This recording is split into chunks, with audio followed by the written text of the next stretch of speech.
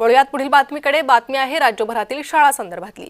राज्यभरातील शाळा आज बंद राहणार आहे। शिक्षक शिक्षकेतर संघटनांनी शाळा बंद आंदोलन पुकारले। जिल्हाधिकारी कार्यालयावर शिक्षकांचा मोर्चा निघेल। विविध मागण्यांसाठी संघटना आक्रमक झाल्या।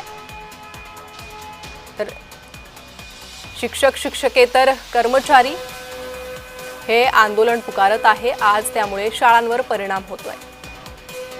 तर मुख्य मागण्या काय या संघटनांच्या पाहूयात। 2014 चे संच मान्यता धोरण रद्द करणे, 2023 पूर्वी नियुक्त झालेल्या शिक्षकांना टीईटी अनिवार्य करू नये, टीईटी परीक्षेमुळे निर्माण झालेला संभ्रम दूर करणे, ऑनलाईन कामांचा ताण कमी करावा, अशा प्रमुख मागण्या या शिक्षक संघटनांच्या आहेत।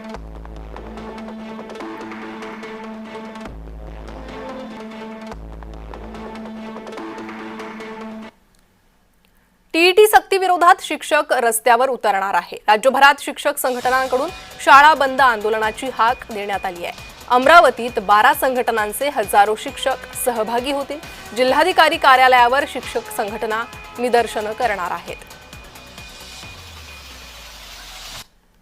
15 मार्च 2024 चा जो संच मान्यतेचा शासन निर्णय आहे तो त्वरित रद्द करावा, कारण या शासन निर्णयामुळे मराठी शाळा बंद होणार आहे। शाळेमध्ये शिक्षकाची पदरिक्त आहे, शिक्षकेतर कर्मचाऱ्यांची पदरिक्त आहे, ही त्वरित भरण्यात यावी। शाळा बाह्य कामे, विविध शाळा बाह्य कामे लावलेली आहे।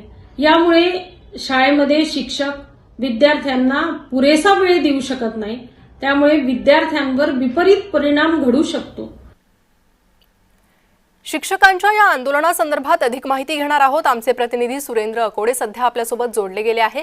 सुरेंद्र, मागण्या आहे शिक्षकांच्या, आता त्याच मागण्यांसाठी शिक्षकांनी हे कामबंद आंदोलन पुकारलेलं आहे, त्यामुळे शाळा बंद राहणार आहे। मोठा परिणाम शिक्षण व्यवस्थेवर होऊ शकतो।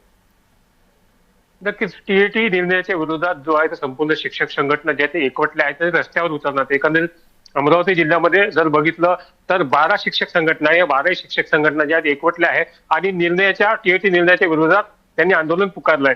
मात्र त्यांनी कालच हे पत्र काढलं की सगळ्या शिक्षकांनी शाळेत न जाता या आंदोलनामध्ये सहभागी व्हा। मात्र दुसरीकडे जर बघितलं तर आता एक पत्र पुन्हा या ठिकाणी जाहीर झालं प्रशासनाकडून की ज्या संघटना या शिक्षक संघटनांच्या आंदोलनामध्ये सहभागी होतील ते निर्णयाच्या विरोधात आंदोलनामध्ये सहभागी होतील त्या शिक्षकांवर थेट कारवाई करा, त्यांचा पगार कापा, असं एक पत्र देखील या ठिकाणी काढण्यात आलं। मात्र 12 संघटनांनी काल पत्र काढलं की संपूर्ण शिक्षकांनी शाळेमध्ये न जाता टीईटी निर्णयाच्या विरोधात रस्त्यावर उतरा आणि जिल्हाधिकारी कार्यालय आंदोलनामध्ये सहभाग व्हा।